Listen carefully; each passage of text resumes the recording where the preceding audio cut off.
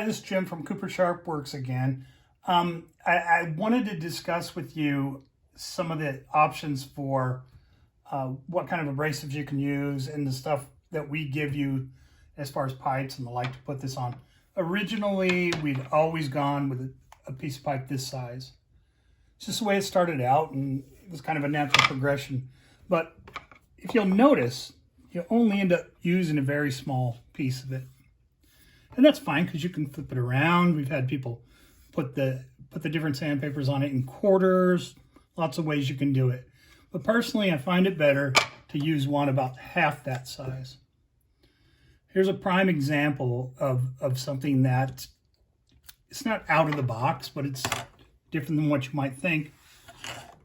This is PSA on top of a coating of WD-40 that's been rubbed in, so I can peel that up and down all day long.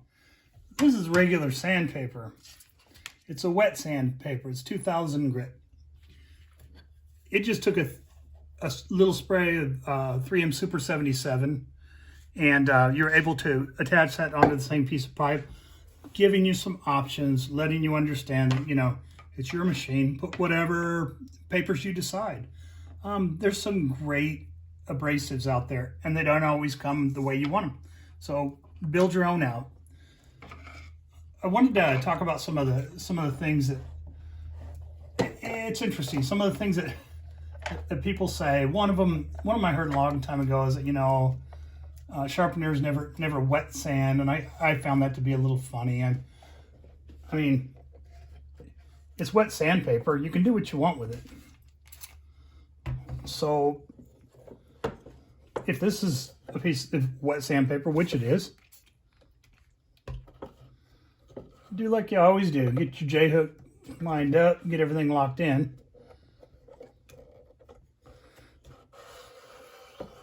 Make your paper last longer. Make it cut cleaner. Keep in mind, normally I would let this portion go off the edge of the table. I just need the light. You're not going to see anything amazing. It feels better. It cuts better. And the bottom line is, if you were doing something in your garage that was cutting this type of metal, you would have no problem using a little wet sanding method. So last week, my favorite one, I like this because it's thinking outside of the box.